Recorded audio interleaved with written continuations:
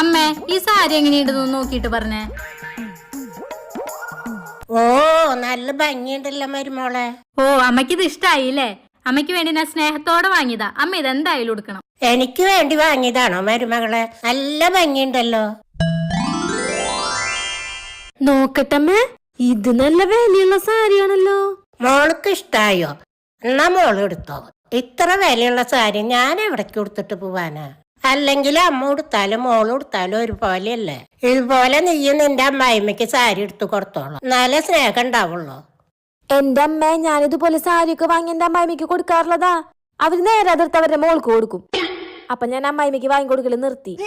അമ്മ ഒന്ന് പറഞ്ഞേ, ഞാൻ ഇത്ര സ്നേഹത്തോടെ വാങ്ങിക്കൊടുക്കണ സാരി അവരതിർത്ത് മോൾക്ക് കൊടുത്തു കഴിഞ്ഞാ അതെനിക്ക് വിഷമാവില്ലേ? ആ, ഇങ്ങോട്ട് താടി. ഇത് നിനക്ക് തന്ന എന്റെ മരുമകളെ എനിക്ക് തരണ നിർത്തിയാലോ?